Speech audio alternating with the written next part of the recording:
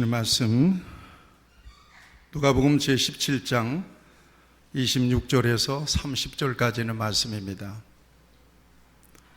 누가복음 제17장 26절에서 30절까지는 말씀, 이 기록된 계시의 말씀을 제가 봉독할 때에 우리 주님께서 여러분들에게 주의 음성으로 들려주시기를 축복합니다. 노아의 때에 된 것과 같이 인자의 때에도 그러하리라. 노아가 방주에 들어가던 날까지 사람들이 먹고 마시고 장가들고 시집가더니 홍수가 나서 그들을 다 멸망시켰으며 또 롯의 때와 같으리니 사람들이 먹고 마시고 사고 팔고 심고 집을 짓더니 롯이 소돔에서 나가던 날에 하늘로부터 불과 유황이 비오듯 하여 그들을 멸망시켰느니라. 인자가 나타나는 날에도 이러하리라.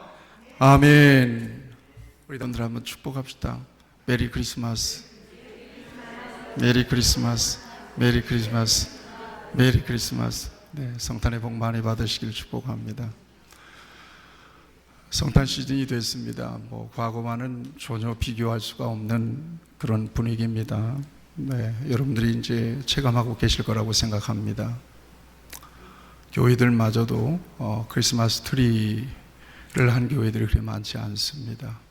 우리 교회 역시 내부에다가 성탄 정식을 했습니다만,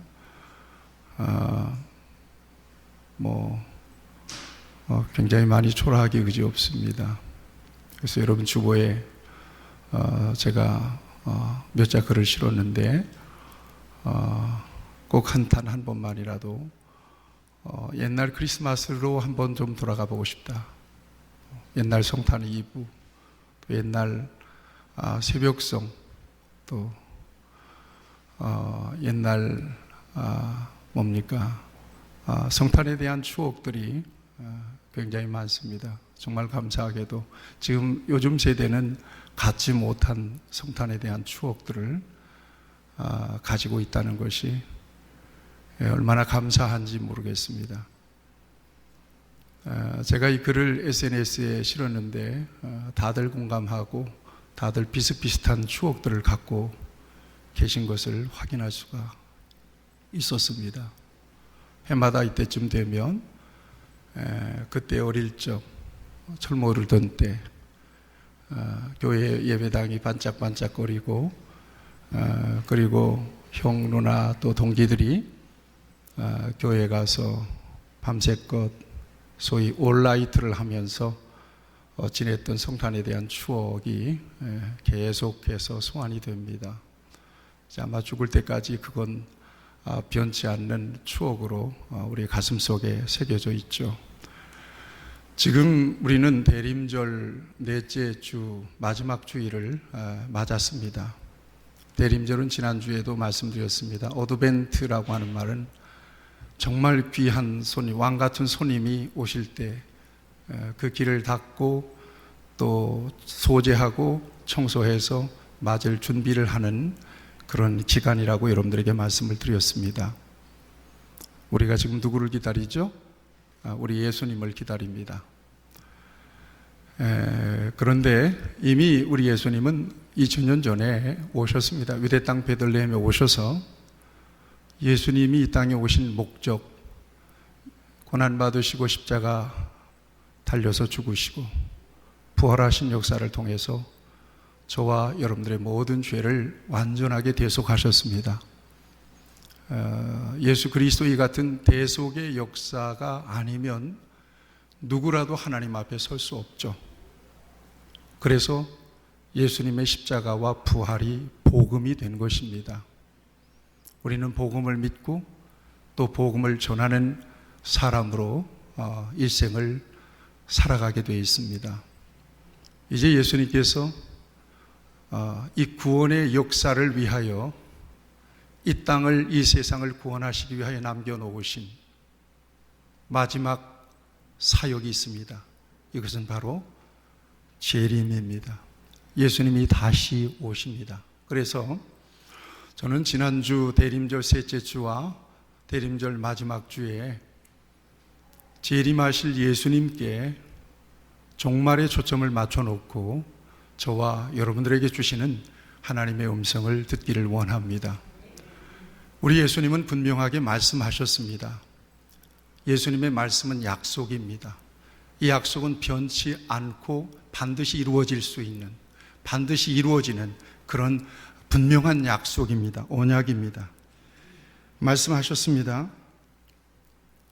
그때의 인자의 징조가 하늘에서 보이겠고 그때의 땅의 모든 족속이 통곡하며 그들이 인자가 구름을 타고 능력과 큰 영광으로 오는 것을 보리라. 그가 큰 나팔 소리와 함께 천사들을 보내리니 그들이 그의 택하신 자들을 하늘 이 끝에서 저 끝까지 사방에서 모으리라. 마태복음 24장에서 예수님께서 친히 약속하신, 언약하신 재림에 대한 말씀입니다. 이 말씀을 믿으시나요? 이뿐만이 아닙니다. 천지는 없어질지언정 내 말은 없어지지 아니하리니 그러나 그 날과 그 때에는 아무도 모르나니 하늘의 천사들도 아들도 모르고 오직 아버지만 아시느니라. 이렇게 말씀하시면서 반드시 그 날은 올 것이라고 확인해 주셨습니다.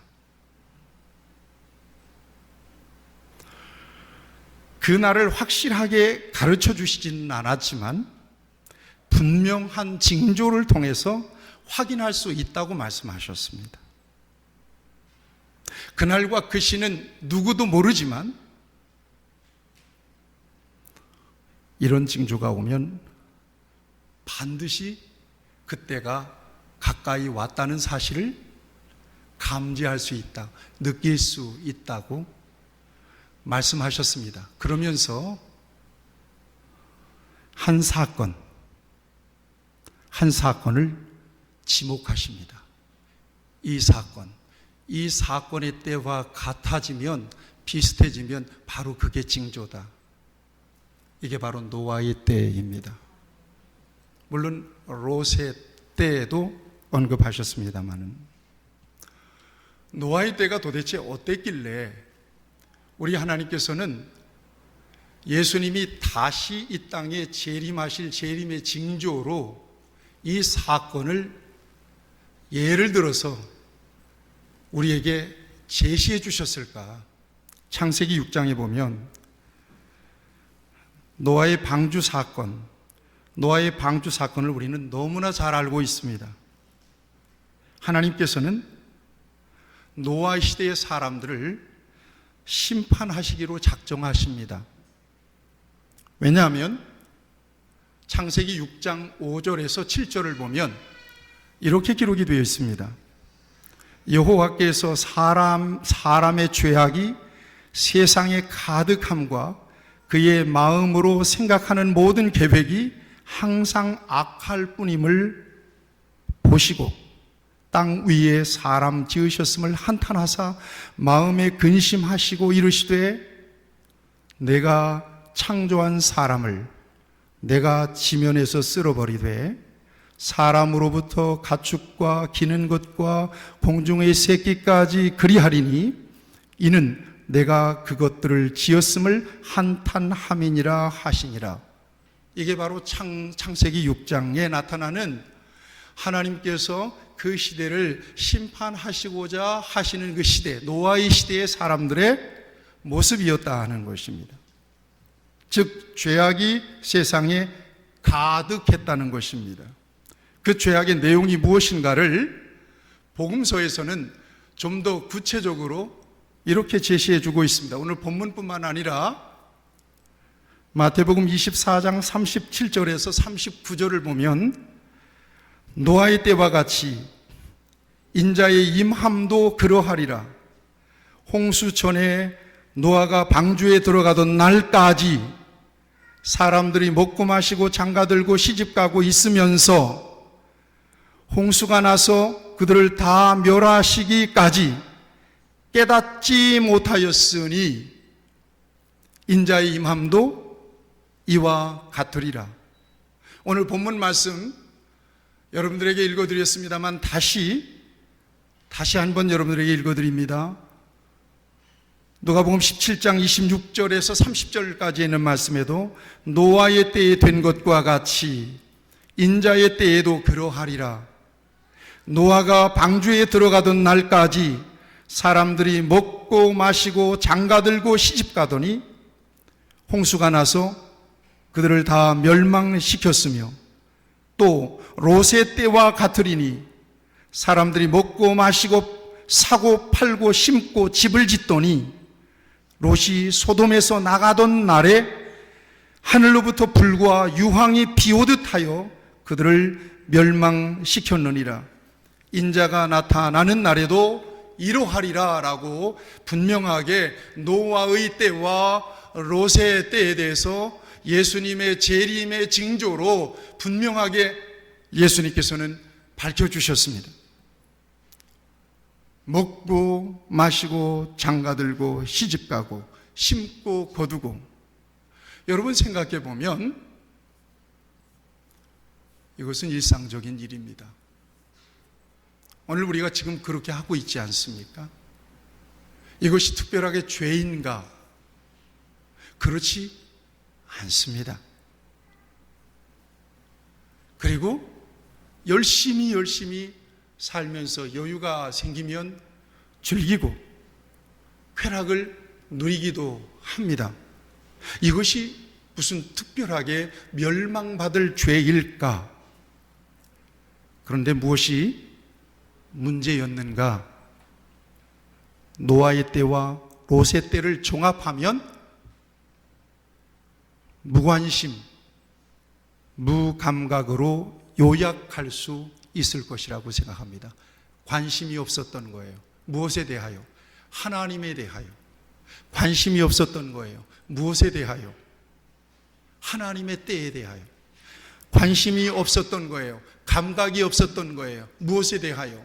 그들이 얼만큼 하나님 앞에서 빗나가 있었는지, 그만큼 하나님에게서 멀어졌는지, 그만큼 하나님 앞에서 어마어마한 죄악을 저질렀는지 전혀 감각이 없었던 거예요. 그리고 하나님은 그들의 죄악으로 말미암아 지금 심판하시기 위하여 심판의 역사를 점점 시작하셔서 조여오고 있는데, 그 심판 마지막 순간이 오고 있는데 전혀 그들은 무감각했던 것입니다. 끝을 인식하지 못했어요. 종말을 전혀 인식하지 못했어요. 오늘 성경은 분명하게 말씀해 주고 계십니다. 노아의 때 하나님께서 심판하시기로 작정하시고 준비하신 바로 그 순간까지 먹고 마시고 시집가고 장가가고 심고 거두는 일에만 몰두했다는 것입니다. 그 순간까지 전혀 마지막 순간을 예견하고 준비하지 못했다는 거예요. 무관심, 영적인 무관심, 영적인 무감각입니다. 노아가 500세 때 세 아들을 낳았습니다. 그리고 노아 600세 되던 해에 둘째 달 2월 17일에 비가 쏟아지기 시작합니다. 이 기간을 보면 100년이라고 하는 기간이 나옵니다. 적어도 노아가 방주를 하나님의 심판의 예고, 하나님의 멸망의 예고를 듣고 방주를 준비하던 기간이 무려 100년 정도가 됐다는 얘기입니다. 방주를 만드는 100년 동안 노아는 결코 침묵하지 않았을 것입니다. 하나님의 심판을 선포했을 것입니다. 하나님이 자기에게 들려준 멸망에 대한, 심판에 대한 계시를 분명하게 사람들에게 얘기했을 것입니다. 이제 물로써 이 세상을 하나님이 완전하게 심판하실 거라고, 코로 숨쉬는 모든 것들은 다 물에 잠겨서 죽게 될 거라고, 노아는 궁금해서 묻는 사람들에게, 아니 그 구원의 비밀 하나님의 심판을 듣고 그 마음 속에서 격동하는 마음이 생겨서, 말하지 않고는 견딜 수 없는 마음이 생겨서 얘기했을 것입니다. 친척에게도 얘기하고 이웃들에게도 얘기하고 만나는 사람들에게, 묻는 사람에게. 그런데 사람들은 콧방귀도 뀌지 않았습니다. 그리고 그대로 쾌락을 즐기며 죄악 속에서 살았던 것입니다. 그리고 종말의 때는 점점 다가오고 있습니다. 말세에 두드러진 특징, 영적인 무감각입니다. 영적인 무관심입니다. 그래서 무장해제를 해버리고 마는 것입니다. 경각심을 갖지 않는 것입니다. 우리 예수님께서 말씀하셨습니다. 마태복음 11장 16절에서 17절에서 이 세대를 무엇으로 비유할까? 비유하건대 아이들이 장터에 앉아 제 동물을 불러 이르되 우리가 너희를 향하여 피리를 불어도 너희가 춤추지 않고 우리가 슬피 울어도 너희가 가슴을 치지 아니하였다 함과 같도다. 그런 시대가 되어버리고 말았다는 것입니다. 오늘 우리의 시대를 조명해 볼 필요가 있습니다. 코로나 시대를 살면서 신앙인들에게 정말 특이한 현상 하나가 생겼습니다. 분명히 코로나가 위기지 않습니까? 다시 이번 주 토요일부터 4단계 방역으로 방역 기준이 강화되어 버렸습니다. 일반적으로 이 같은 위기가 닥치면요,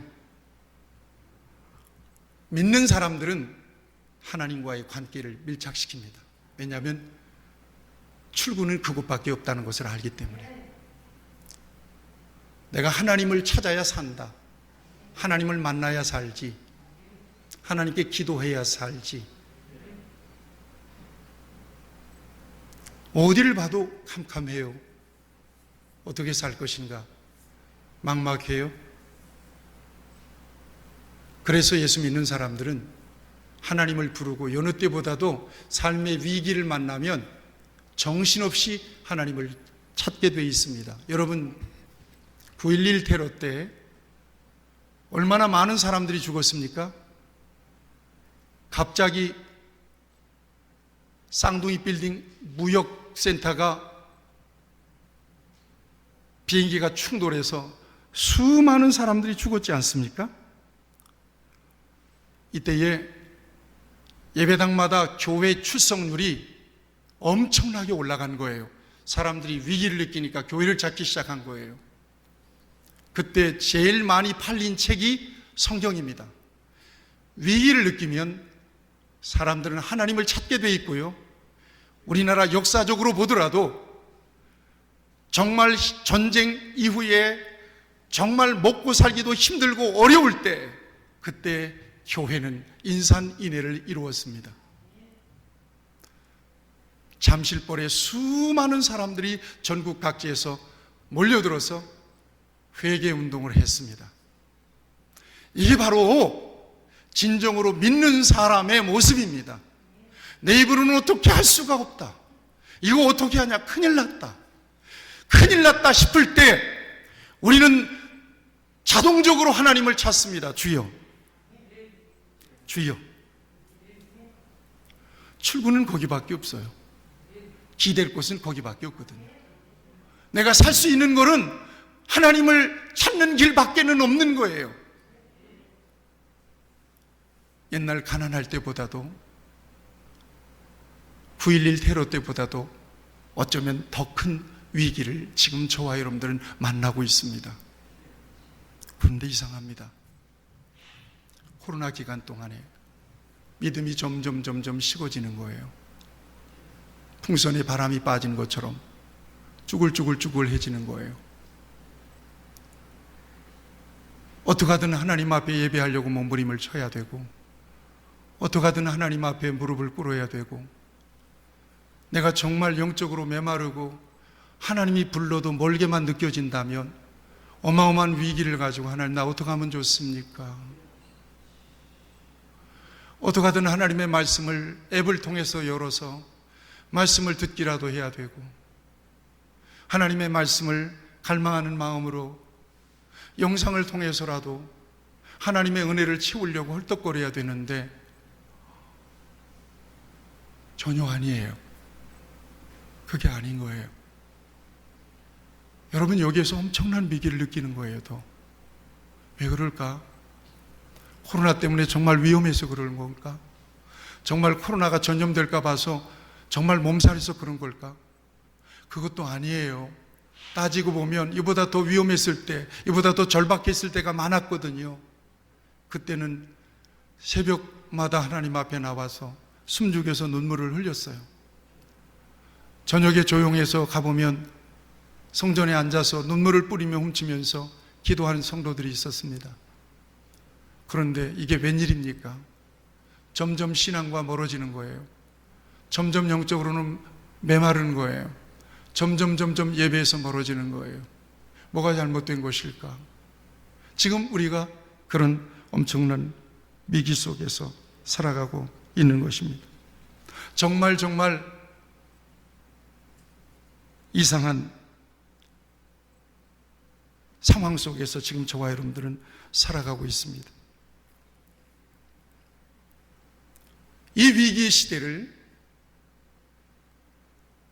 종말로 느끼는 사람들이 얼마나 될까요? 종말이다, 끝이구나, 이러다 정말 조금만 더 센 것이 오면 완전히 멈춰버릴 수도 있겠구나, 이렇게 해서 우리 예수님께서 재림하실 수도 있겠구나.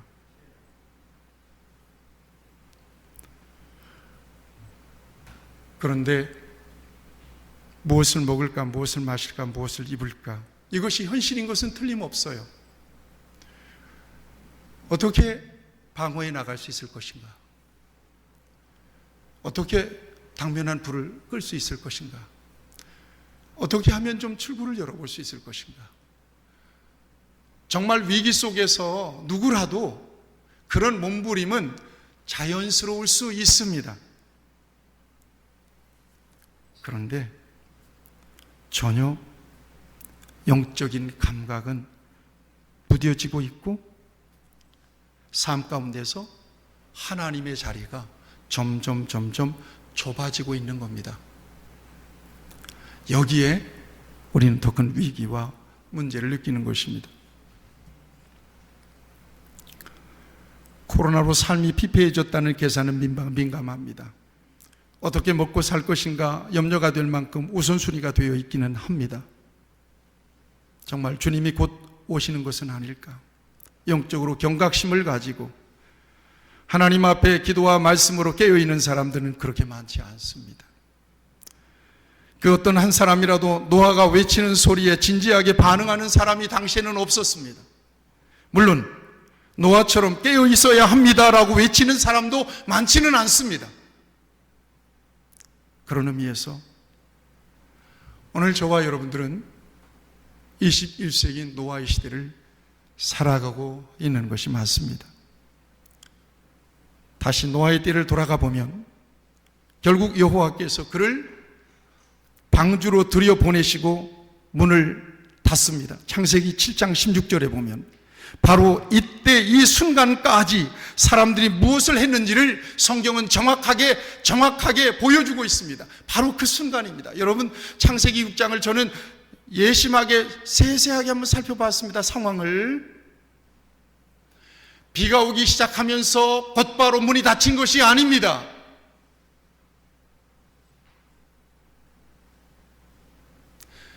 비가 오기 시작하면서 곧바로 문이 닫힌 것이 아니라는 얘기예요. 텀이 있습니다. 얼마든지 비 오는 것을 확인하고 위기를 느끼고 경각심을 느끼고 방주로 들어갈 수 있는 그런 기회가 있었습니다. 그런데 사람들은 그 순간까지 무엇을 했느냐? 성경은 분명하게 고발하고 있습니다. 누가복음 17장 오늘 본문 말씀입니다. 27절 말씀, 28절 말씀입니다. 노아가 방주에 들어가던 날까지, 이것이 중요합니다. 노아가 방주에 들어가던 날까지 사람들이 먹고 마시고 장가들고 시집가더니 홍수가 나서 그들을 다 멸망시켰으며 또 롯의 때와 같으리니 사람들이 먹고 마시고 사고 팔고 심고 집을 짓더니, 그 순간까지 점점 위기가 몰려오는데 감각이 없는 거예요.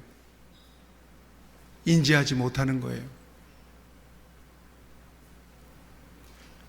방주에 들어가던 날까지 사람들은 일상적인 삶을 살았습니다. 이것을 성경은 지적하고 있는 것입니다.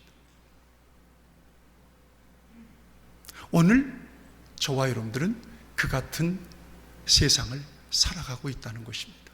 그래서 우리 주님은 이 말씀을 통하여 저와 여러분들을 경고하고 계십니다. 마태복음 24장에서 보면 39절에서 홍수가 나서 그들을 다 멸하기까지 깨닫지 못하였으니, 홍수가 다 와서 그들을 다 멸하기까지 깨닫지 못했답니다. 인자의 임함도 이와 같으리라.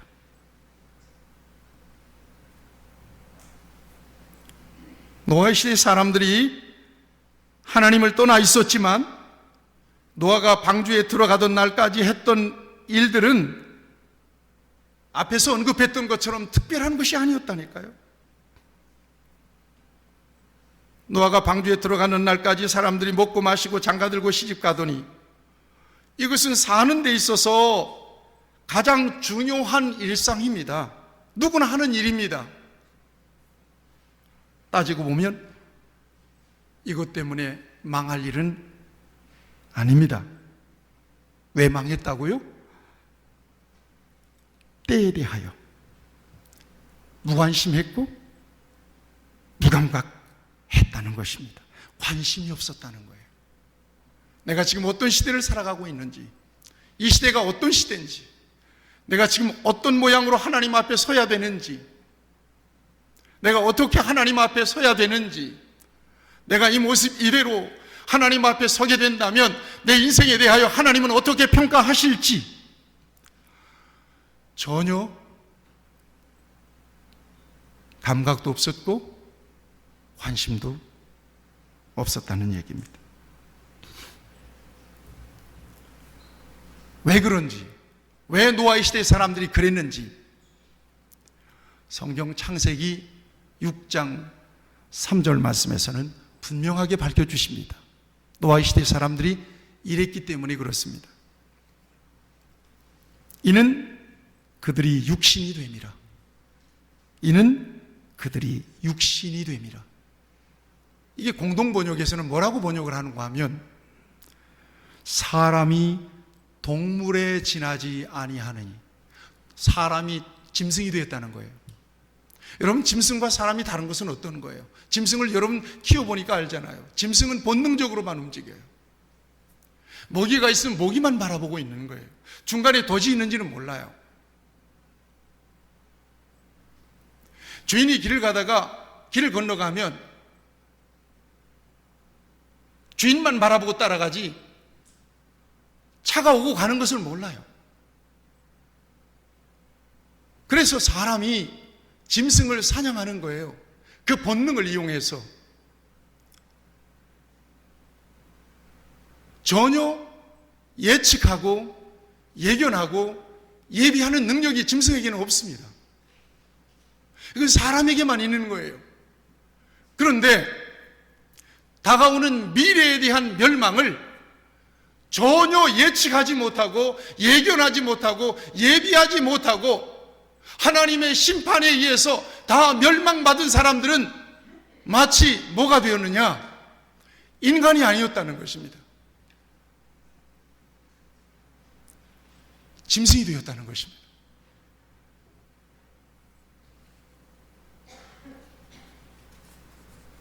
우리 집에 강아지가 있으니까 강아지의 생리, 동물의 생리를 제가 너무 잘 압니다.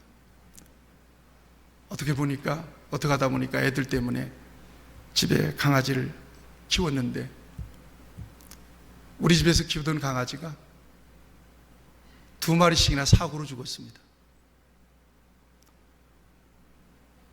하나는 집에서만 있던 애가 아파트 도로에 나왔는데 갑자기 튀는 거예요. 붙잡지 못하고 차에 치여 쓰러졌어요. 한 놈은 저를 따라서 산책하길 좋아하는데 목줄을 메고 가야 되는데 너무나 잘 따르니까 가다가 얘가 갑자기 저를 놓쳐버린 거예요. 정신없이 방황하다가 도로 건너편에 제가 있는 줄 알고 그리로 뛰어가다가 사고로 죽었습니다. 예견 못해요. 예측 못해요. 본능대로만 사니까요. 노아의 시대의 사람들이 그랬다는 것입니다. 먹고 마시고 시집가고 장가하고 심고 거두고, 이건 본능이에요. 생존에 대한 본능이에요. 전혀 영적이지 않았다는 거예요. 하나님의 자리가 없었다는 것입니다.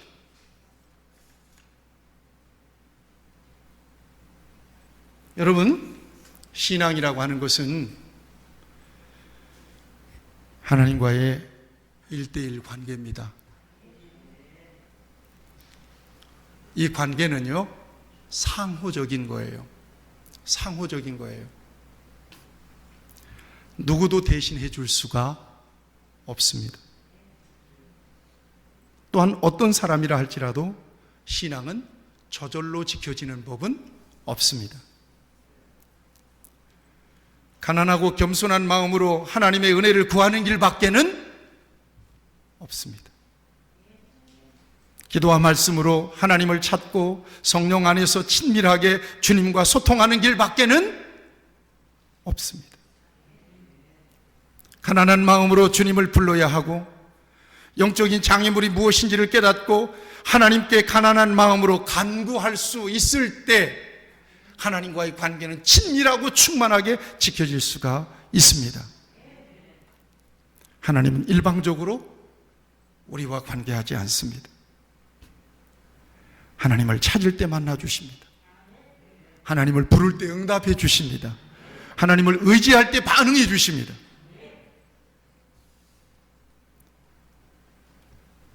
저는 올 1월 1일에 코로나 상황에서 모든 모임과 교제가 제한당할 때 위기를 느꼈고 또 큰 숙제를 느꼈습니다. 2020년도에는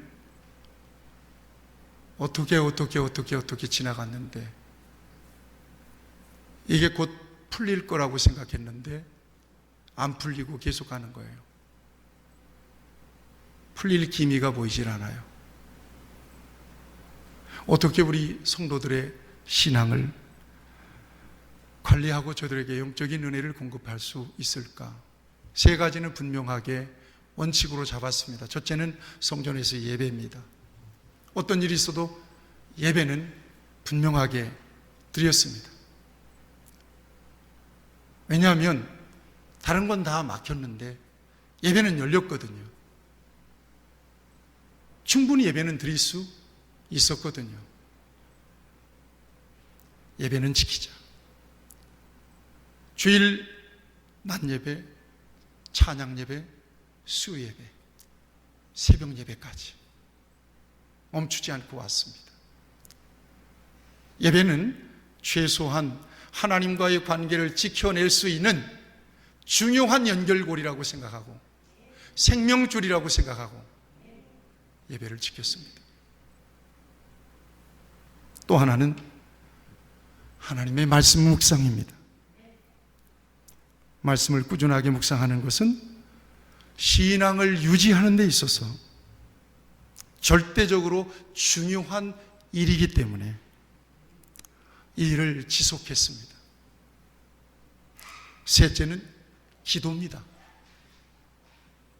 끊임없이 하나님을 부르고 하나님을 찾고 무시로 성령 안에서 하나님께 우리의 마음을 올려드립니다. 하나님께 하나님의 교회와 성도들을 향하여 기도합니다. 있는 자리에서 하나님 부를 수 있도록, 있는 자리에서 하나님의 은혜를 입을 수 있도록, 하나님이 지키시고 보호해 주시도록.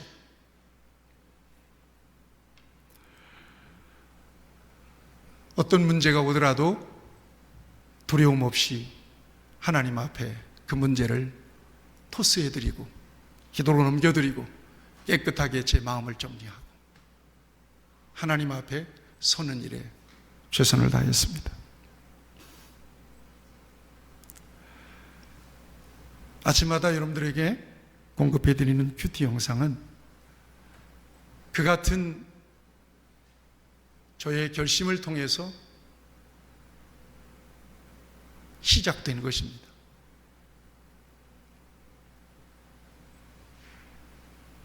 큐티 영상을 처음에는 일주일에 한 2번, 3번 정도 기회가 달 때마다 그렇게 하려고 계획을 했었습니다. 그런데 그야말로 큐티는 날마다 큐티잖아요. 그래서 계속해서 지금도 영상을 찍고 있고 여러분들에게 배달을 해드립니다만 결코 쉬운 일은 아니고요. 몇 사람이 보든지 간에 그 말씀을 통해서 성도들에게 하나님의 은혜가 흘러가기를, 하나님께서 그들을 붙들어 주시기를 간절히 사모하고 기도하는 마음으로 이 일을 감당하고 있습니다.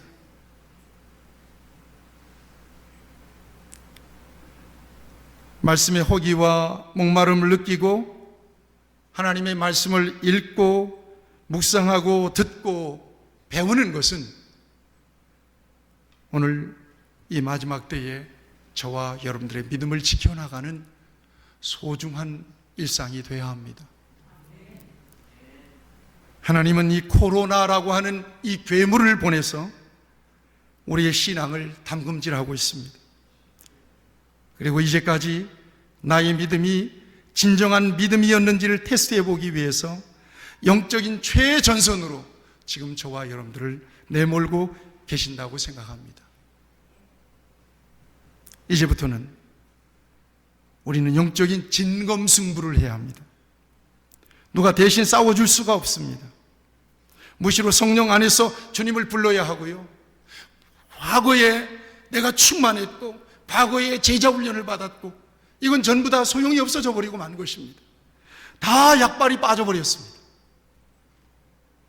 이제부터는 나의 믿음을 내가 지킨다. 나의 신앙과 삶을 무너뜨리는 사탄의 시험을 물리치고 더욱 믿음의 공동체를 사랑하고 연약한 성도들을 일으켜 줄 수 있어야 합니다. 무엇보다 서로 깊이 사랑할 수 있어야 합니다. 지난주에 경고하신 말씀을 우리가 기억할 수 있어야 될 것입니다. 디모데후서 3장 1절에서 5절. 너는 이것을 알라.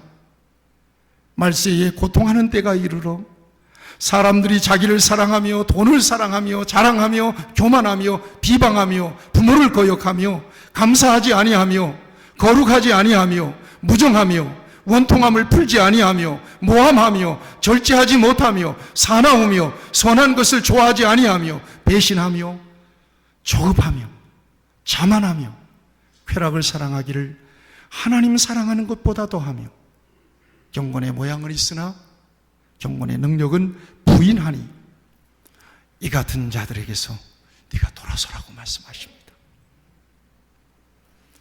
교회는 올바른 영적인 양식을 공급하고 주님 앞에 설 때까지 성령의 감동을 따라 하나님께 발견된 예배자로 사는 것은 저와 여러분들의 남은 사역입니다.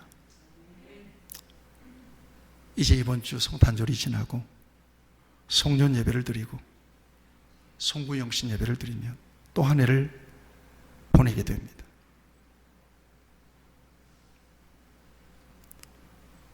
오늘 영적인 감각과 영적인 관심이 무뎌져 있다면 다시 회복될 수 있기를 바랍니다.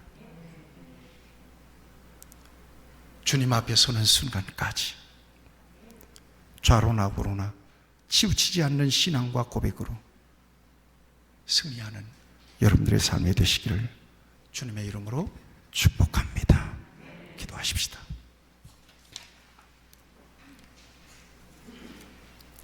자비하신 아버지 하나님, 나의 믿음이 이 정도입니다. 나의 열심도 이 정도입니다. 위기 속에서 내 믿음이 더 간절해야 되고 절실해야 되고 하나님의 은혜와 말씀을 더 갈망해야 됨에도 불구하고